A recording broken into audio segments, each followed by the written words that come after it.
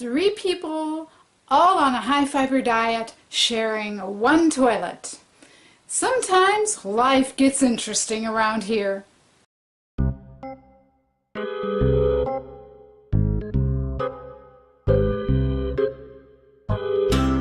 Hey everybody, it's Emily, and today I am going to tell you a story. Are you ready? It is a true story. Once upon a time, three people lived together in a house. A mother, a father, and their son. They were all on a high-fiber diet. Among those three family members, there was one, count them one, toilet. Yes, you might believe that sometimes life got a little interesting. In addition, this was just not any ordinary toilet. No, this was a composting toilet, and not the $1,000, $2,000 composting toilet that can actually hold your stuff for a couple of weeks without needing to be dumped and without producing a stink. No. This composting toilet was simply a bucket, a 5-gallon bucket. Yes, this family of three did their business in a 5-gallon bucket, covered it up with dirt to keep the stink and flies out of the house.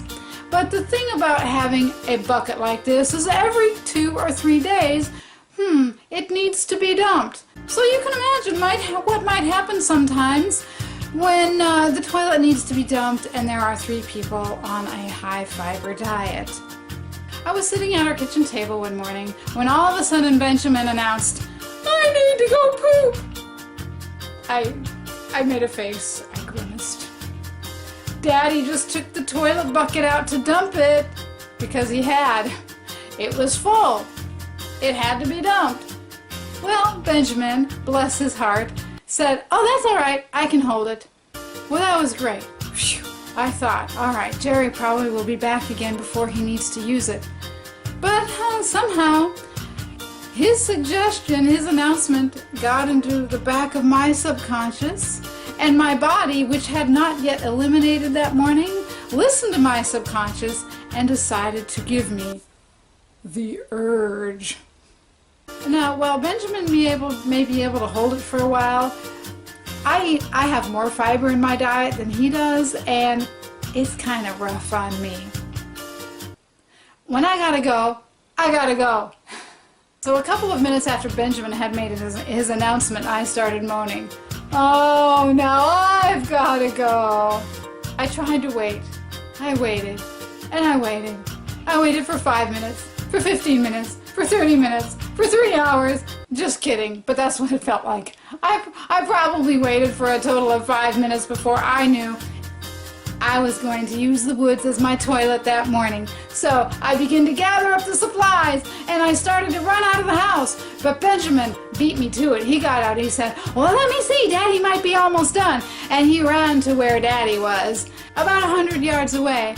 And he started shouting, "Daddy, Daddy, Mommy needs to go poop." Yes, and, all the wonderful reverberation off the mountain. I'm sure everybody else who lives on the mountain heard him. Knows all my business. Okay. At that point, I could clearly see that he wasn't quite ready.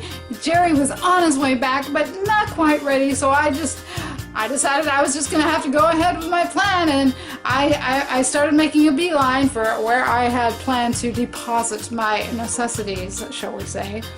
But I looked again and then I realized, okay, he is actually almost done.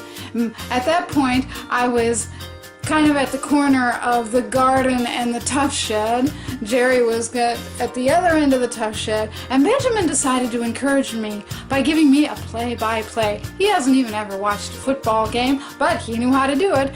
Daddy is now throwing down the shovel. He's headed toward the house. He's running past the garden. And about that time, we were about to collide, and there was only room for one person to go through at that juncture, so I turned around, backed up a little bit, let Jerry go, and I said, hurry up, I'm hurrying, I'm going as fast as I can. And he ran into the house, and he ran into the bathroom, and he plunked the 5-gallon bucket into our composting toilet box, just in the nick of time. Phew. And as I sat on my throne, feeling relieved, I felt so very grateful that this kind of thing didn't happen very often. Serves me right for thinking, the very next day, all three of us had to use the toilet at once. I gotta tack this a little bit on before anybody decides to give me some advice in the comment section. Yes, we do now have a second bucket that's always ready to go for when the bucket that's in the toilet box is full and it needs to be dumped. Jerry takes it out and he replaces it with the fresh bucket, the empty bucket, if you will. So we did solve that problem. Just wanted to let you know. Thanks a lot for watching. If you enjoyed this story, share it. I'll see you for the next video. In the meantime, take care and be well.